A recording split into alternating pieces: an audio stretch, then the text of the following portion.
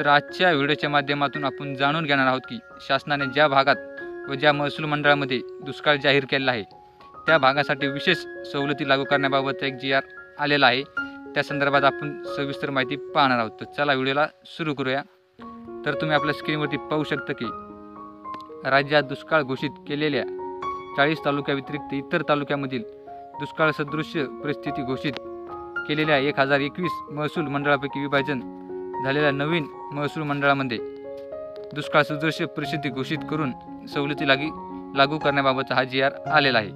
तर तुम्ही पाहू शकता की दिनांक 16 फेब्रुवारी 2024 हा जी आर निघालेला आहे। शासन निर्णय आपण वाचून घेऊया।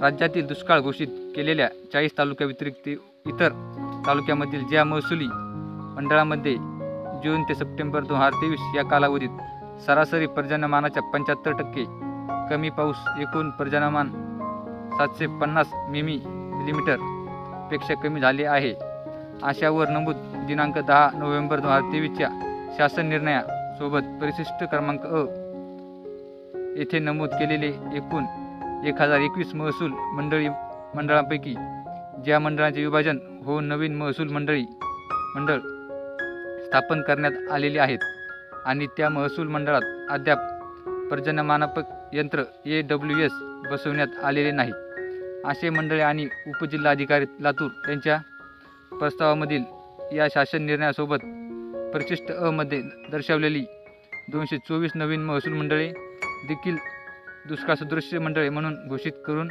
या महसुली मंडळाकरिता खालील सवलती लागू करण्यास शासन मंजुरी देत आहे।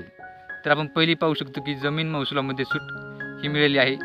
सहकारी कर्जाचे पुनर्गठन या संदर्भात देखील सवलत लागू झालेली आहे। शेतीशी निगडीत कर्जाची वसुली स्थगिती देण्यात आली आहे। कृषी पंपाच्या चालू वीज बिलात 33.5% सूट दिलेली आहे।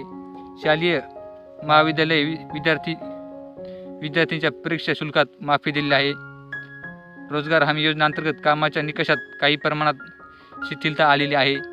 आवश्यक तिथे पिण्याचे पाणी पुरवण्यासाठी टँकरचा वापर करण्यास सुरुवात झालेली आहे।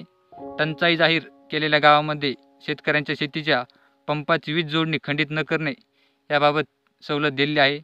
या आदेशान्वये देण्यात येणाऱ्या विविध सवलतीपैकीचा आर्थिक भार संबंधित प्रशासकीय विभागांनी उचलायचा व त्यासाठी आवश्यक निधी उपलब्ध करून द्यावा। या अनुषंगाने प्रशासकीय विभागांनी त्यांच्या अध्यक्ष आधिपत्याखालील सर्व क्षेत्र यंत्रणाकरिता आवश्यक ते पूरक आदेश निर्गमित करावेत।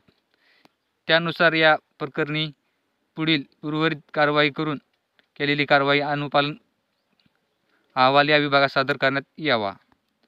तर तुम्ही पाहू शकता की ह्या 8 सवलती ज्या आहेत त्या शासनाने दुष्काळ सदृश भागामध्ये लागू केलेल्या आहेत। तर असेच नवीन व्हिडिओ पाहण्यासाठी आपलं चॅनल लगेच सबस्क्राईब करून ठेवा।